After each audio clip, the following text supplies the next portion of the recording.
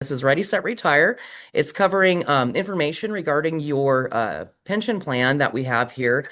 And it's kind of designed for folks that are within 5 years of retirement, but is helpful information for anyone that's really in the system. So today's presentation is going to cover how TRS works as a defined benefit plan, what your responsibilities are as a TRS member, eligibility for retirement for Tier 1 and Tier 2 members, how to calculate benefits, the TRS retirement application process, and some other things you should know about TRS in general. So to start off with, TRS is what we call a defined benefit pension. And what that means is both you and your employer have contributed a percentage of your wages to TRS since the first day of employment or membership. Your retirement is the benefit you're going to be getting is based on the years of service and your average final compensation, not the balance that you've put into it. Defined benefit means that your benefit is guaranteed for life. The benefits are paid to you or to your beneficiary, and you also, as a member, have survivor and disability protection while you're active in the system. So, defined benefit versus defined contribution plans. So, for a defined benefit plan such as this, the Board of Investments takes care of all the decisions of investments. The Montana Public DB pensions, including TRS, are covered in that. TRS assumes all the investment risk on your behalf, so you're not having to make decisions on what is being invested where. It is not a defined contribution plan. That's a retirement plan like an IRA or 401k plan. In those types of plans, you are managing them yourself and also bearing all the risk of the investment. The contribution is known, but the future benefit is unknown as it's limited by your balance. And then DC benefits are not guaranteed, and employees could outlive their savings. So, in those types of plans, you could get down to zero, if, in theory, if you ran out of money in there, where the plan that you have here with TRS is going to pay you for life regardless. So, as a TRS member, you do have some responsibilities that you need to take note of. First of all, let us know of any significant life events, such as a marriage or a divorce, any type of name changes, etc.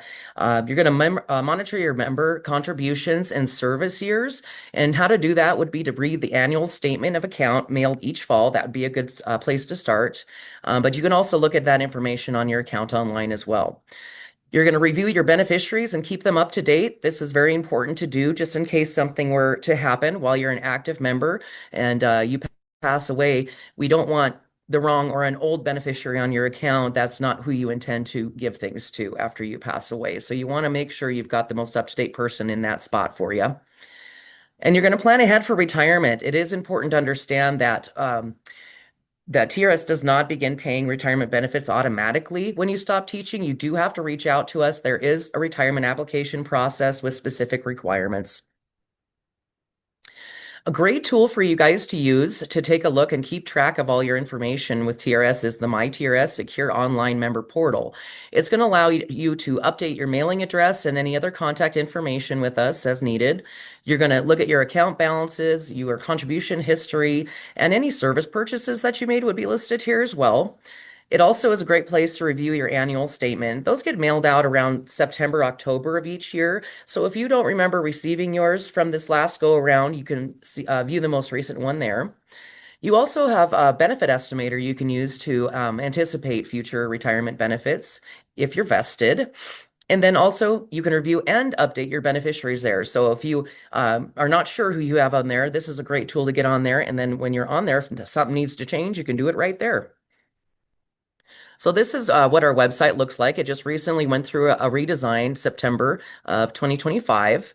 And as a current educator, get familiar with the active member section of this. It's going to give you all that detail as well as the login you use to get into your personal account. So logging into your TRS account, you're going to click the green login button and select My TRS. And it's going to, if you've not created an account before, it's going to you will create a new user account with basically a login, username, and password, pretty standard. All right, we'll talk a bit now about the steps in TRS retirement. First of all, When are you eligible to start a retirement benefit? Depends on whether you're a tier one or a tier two member. A tier one member is someone that started in the system prior to 7/1/2013. A tier two is someone that started that date or later. They have slightly different eligibility requirements to start a regular and early retirement benefit, and I'll go through those.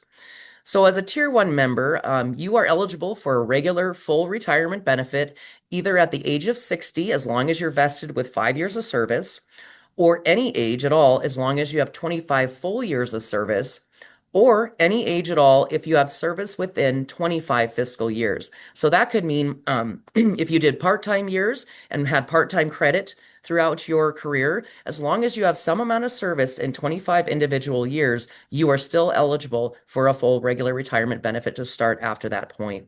Um, an early retirement is a reduced monthly benefit. And as a Tier 1 member, you'd be eligible to start that as early as age 50, as long as you have at least 5 years vested in the system.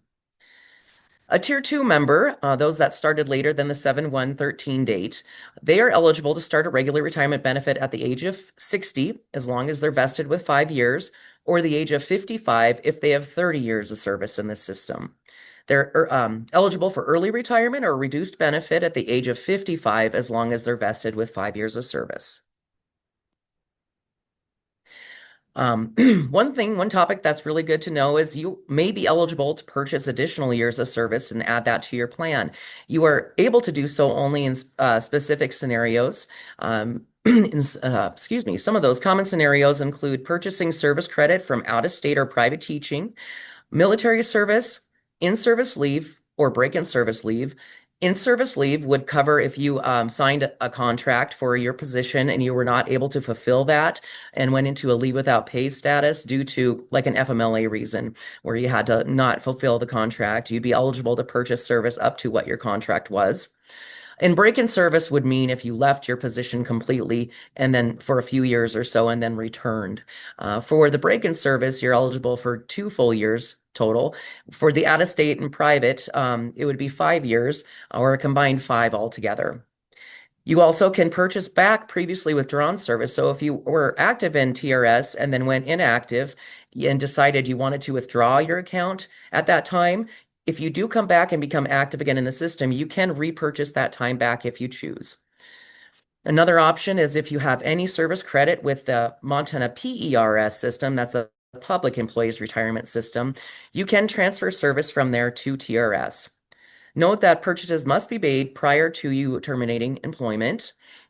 And if you think you're eligible, it's really good to reach out to one of us benefit officers. We can discuss, what the criteria is and kind of what the process would be to go through to verify.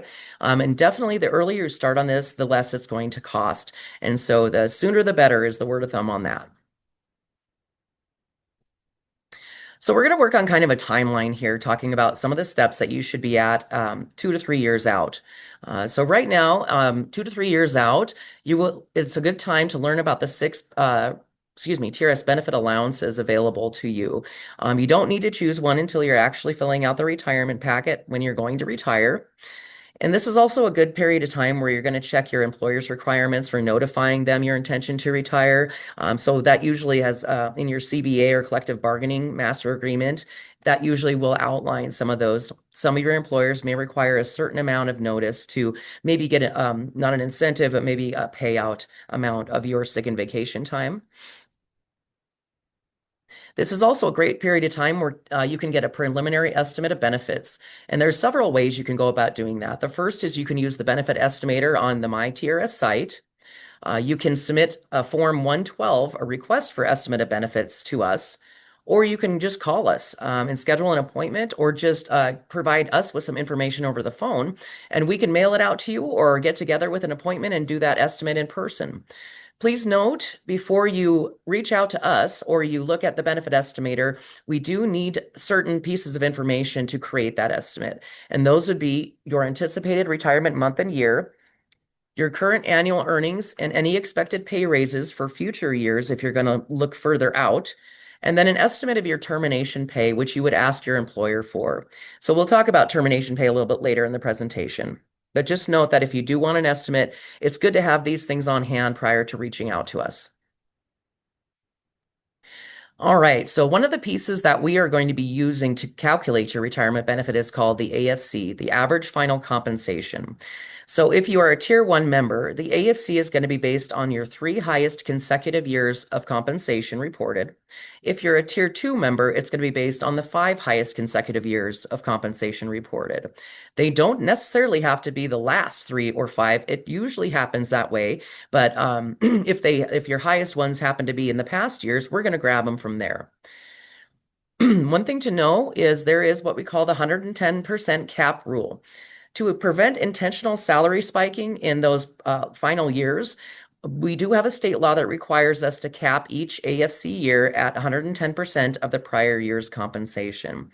The only exception on this is if the increase was due to movement on your salary matrix.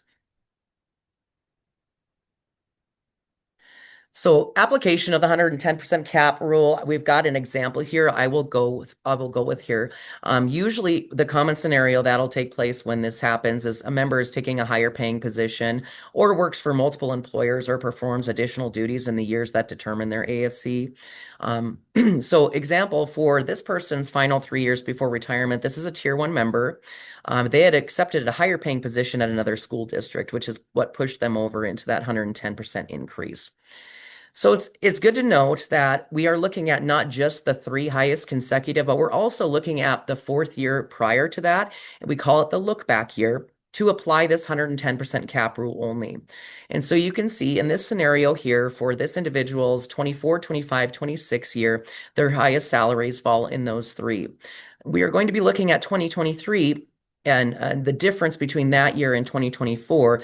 And you see there that there is a higher than 110% cap or 110% increase from that year to the next. So when we cap off that 110%, now the salary we're going to be using is 72,477.90. It will be a rolling cap. So when we look from 24 to 25 for that 110%, we're going to base it off of that capped amount. And so you can see how it will roll, and we will be using these capped salaries instead to calculate your benefit. So how we calculate your benefit, we're going to use the following formulas to calculate your annual benefit amount, and this is going to be paid out to you in 12 equal monthly payments.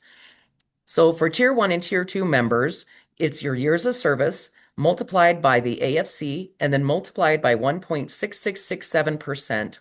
You would divide that by 12 to get the approximate monthly benefit on that. Tier two folks have a different professional option. If they are at least age 60 plus and have 30 years of service in the system, they have a slightly higher percentage of 1.85% in that scenario. One thing to note that instead of taking this monthly benefit and starting it, you do have the option to do a lump sum payment or a direct rollover of your balance. But that does forfeit your lifetime benefit. And if you have a significant amount of years in the system, it is almost always benefiting you better to go with the monthly lifetime benefit in this scenario. But you do always have that option if you choose to. All right, so now we're talking about steps to complete in your final year. This is when you want to decide on your retirement date. You're going to ask your employer for an updated estimate of termination pay that you should be receiving. And then this will be another period of time where it would be good to get another estimate of your retirement benefit. You're going to do this before submitting any retirement paperwork to TRS. And then you're going to be looking at the termination pay options shown on the estimate itself. This is a good time to kind of make your decision on your benefit allowance that you're going to be picking and thinking about which one's going to best suit you and the needs of your family. And I'm going to be talking about those a little later in the presentation too. So termination pay, we'll talk about that next. You want to find out how much termination pay you're going to receive. For our purposes, the termination pay is going to include your vacation, sick pay, severance pay that will be paid at the time you leave your position, terminate employment, and retire. Plus, it may also include payments that are contingent upon terminating employment and retiring, such as incentives. Those need to be approved by TRS to determine if they are qualified as termination pay. What it does not include are amounts that are not paid at the time of retirement. For instance, if your employer has an incentive that pays after the fact, several months down the road, they pay you a lump sum payment, that amount would not qualify as termination pay because it's not paid at the time you left your position and started your benefit. Also, what would not be included would be amounts that are not wages, such as health insurance premiums, and any amounts payable to you through a deferred comp plan. Why do we even need to know about your termination pay? It's because you can actually elect to have your employer report your termination pay to TRS, which would increase your AFC calculation of your monthly benefit for life. So it's kind of a last way to boost your benefit up right as you're retiring. If you make sure that you know if you make the selection, you and your employer must pay contributions to TRS to fund that increase. And TRS will include termination pay on your estimate of benefits to show the estimated benefit increase and if there is an estimated cost or out-of-pocket expense. So we talk about this form a lot whenever we are helping folks get ready for retirement, but this is Form 129, the termination pay irrevocable election form. So in this option, it is the least costly way to increase your benefit is have your employer withhold the contributions for the termination pay on a tax-deferred basis. You would need to complete this form greater than 90 days prior to your last day of work. It's an IRS stipulation that we have to have that on file in advance for us to do it tax deferred. So that's the purpose of this form. It's going to lock you into either option one or option two on the termination pay options you get to pick from, and then it'll stay on file for you and ready for whenever you decide to retire. It's important to know that you don't want to jump and just do this without getting an estimate first, because you got to know what you're signing up for on this form. It is irrevocable. So once we have it on file, you cannot change your mind on what your plan is to choose with your termination pay option. If you do miss the deadline of the 90 days, you may still make the election on an after-tax basis, but you would be paying all the member contributions out of pocket. So what would happen is your employer would pay that out to you directly, taking all the taxes out of it they normally do, and you would turn around and write TRS a check for the amount due instead. So you can see it's definitely a beneficial way to do it on a tax-deferred basis, and do this form if that's the case and that's what you want to do. So excuse me. There's two different ways that you can invest your termination pay into TRS, option one and option two. With option one, we're going to divide your total termination pay among only the 3 or 5 fiscal years that determine your AFC. And this is going to provide the largest increase with the highest cost. And I have, on the next slide, I'm going to show you some illustrations on this so you'll have an idea on how that would work. But you also have termination pay option two. In this one, we're going to take your total termination pay and divide it among all your years of service in which you earned. And then this is going to result in a small benefit increase, but using a much lower amount, a lower cost to you of that termination pay. Whatever isn't used in this option would be payable to you from your district with all the taxes taken out of it they normally do. And then final, we have option three. This is a payout only option. With this option, you're basically just taking it as a lump sum from your district. It is not reported to us. No contributions are due, and they're going to withhold all the taxes on that when they do net it out to you. So I have some illustrations here of a member that has chosen option one to invest the most of their termination pay that they can. In each employee one, two, and three listed here, the only thing that really differs as far as the amounts is that they have different years of service credit in the system, 25, 30, and 35. And so you can see with each employee one, two, and three, they all have a gross termination pay amount of $5,000. The employer is going to automatically withhold a FICA and Medicare, and so that takes out the $382.50 from each of them. So they all have a net amount coming of $4,617.50. Now, where it becomes a little different based on how many years of service they have is the member contributions due. So for employee one with 25 years of service, we've calculated that person, we would need $3,787.50 of that $5,000 original gross amount. And that that would fund their increase, you can see, of $57.87 per month. So in that scenario, we're actually not even going to use the entire amount of their termination pay amount. And the difference of the $830, that's going to be paid directly from the employer to you at the end of the year, and it is fully taxable. With employee two, with 30 years of service credit in the system, we've calculated that the contributions due on that option would be $4,545. So again, we're not using the entire 5,000 of that scenario either. There's a leftover 72.50 in this scenario, and that would be paid out from the district to you. And the increase on that option or the employee two would be 69.45 per month. So we also have employee three here. This person has 35 years of service in the system. And so in this scenario, we've calculated the contributions due to be $5,302.50, which is over the amount of termination pay net that we would be receiving directly from your employer. So that is the scenario in which you would be having an out-of-pocket expense, where you're going to cover the difference between the member contributions due and what the net amount was that we would be getting directly from your payroll office. In this scenario, it would be an overage of $685. In that scenario, you would be writing TRS a check for the out-of-pocket amount one time at the time you retire. And your employer is going to calculate this for you at the end of the year and let you know exactly how much that's supposed to be. The estimate's going to give you an idea, but the final number on what you would be paying would be coming from them directly. And in this scenario, you can see with employee three, they were able to increase their benefit 8101 per month in that scenario. You can see with these increases that the recovery time to basically recover that out-of-pocket expense of the 685 is 8.5 months. All right, so now we're talking the final 6-month period prior to retirement. In this period of time, you're going to be calling us and requesting a retirement application packet. We're generally getting those mailed out to folks 5 months prior to your intended retirement date. You're going to review that packet, and this is where you're going to elect a retirement allowance, and I'll go over those here in just a second. Once you start receiving benefits, that election is going to be locked in and can't be changed. And then well in advance of your retirement date, you're going to complete that retirement application packet and be returning it back to us. Reminder, if you are intending to use termination pay to increase your benefit, be sure now that you have completed that Form 129, the termination pay or revocable election form, because that is due at least 90 days prior to your last day of work. All right, so we're going to talk about the allowances now. So you're going to be deciding which one of these at the time of filling out your retirement application packet. And what you're really deciding in this is, do you or do you not want something to be payable to a beneficiary after you pass away?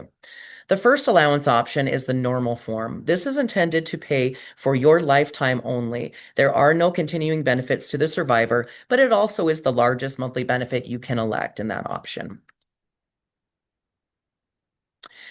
We also have period certain in life retirement benefit allowances. There are two of those options. You have the 10-year certain in life. In this one, you must be age 75 or younger when you retire and elect this to get it.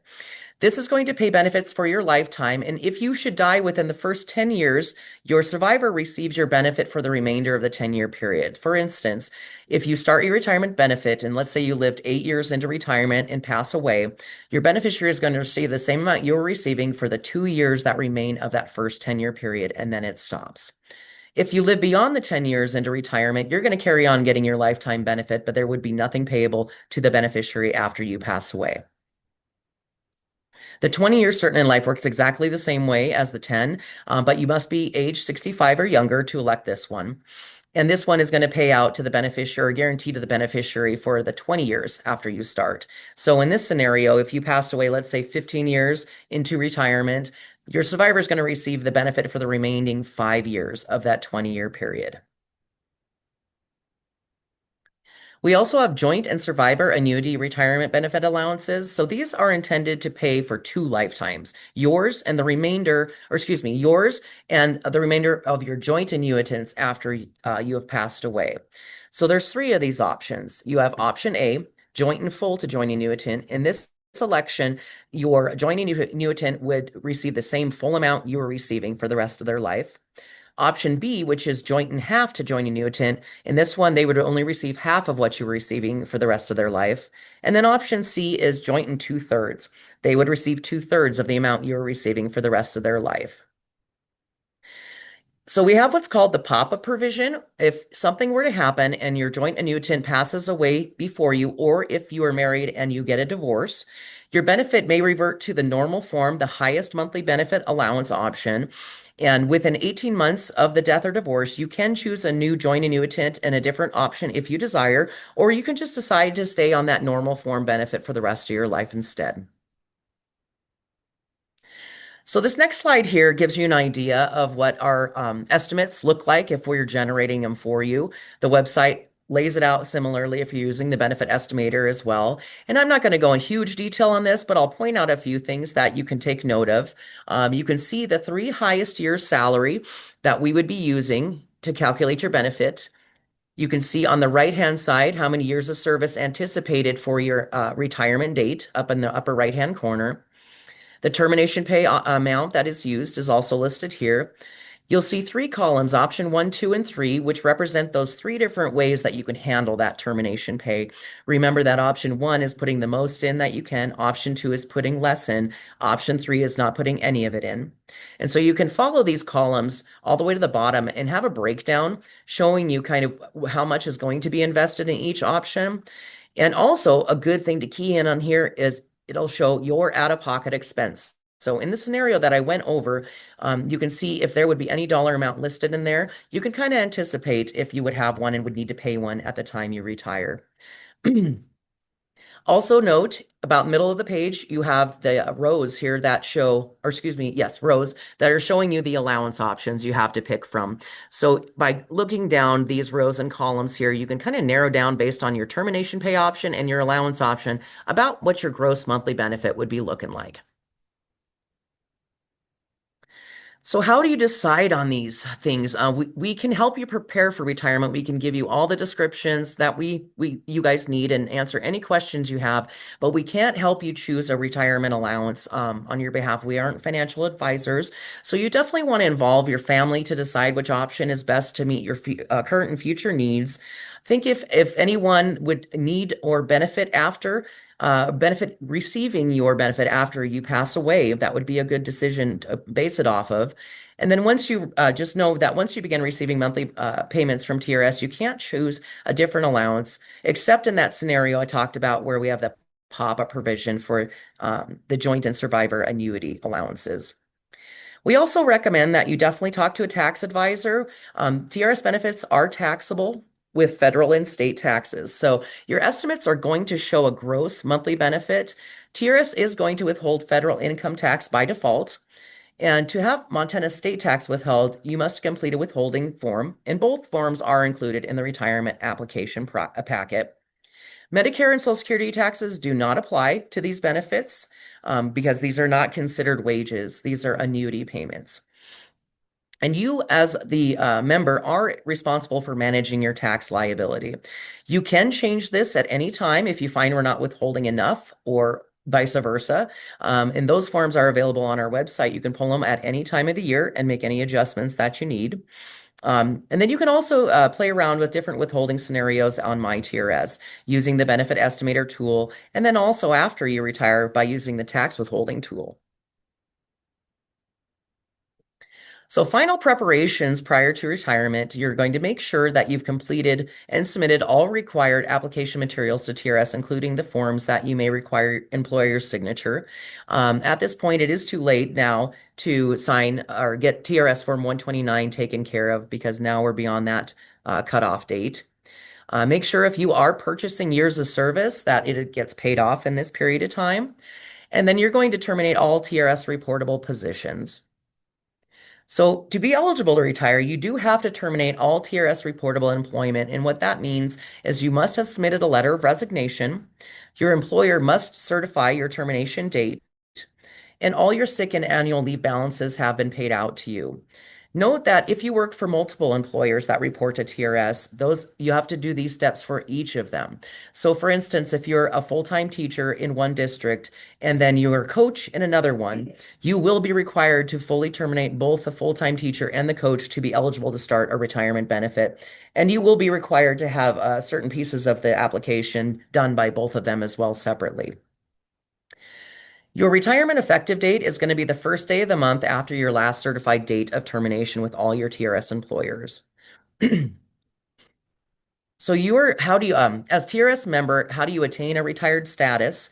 So you're not retired in our world until you actually receive your first monthly benefit. And in this scenario, it would be when your bank account receives the direct deposit, or if you've opted to get a paper check, it's when you cash it. So be aware that benefits are paid on the last business day of the month. So for example, if you are retirement effective date is July 1st because your last day was in June, your first benefit's going to be paid to you on the last business day of July. Another thing to note is we have what's called a guaranteed annual benefit adjustment, the GABA. So after you are starting to receive your retirement benefit at receiving at least 36 monthly benefits, you are eligible for the GABA increase each year on January. The percentage is going to vary based on your tier. Tier 1 is a 1.5% increase, and a tier 2 varies depending on what our board sets for it, but it can be anywhere from a 0.5 to a 1.5% increase.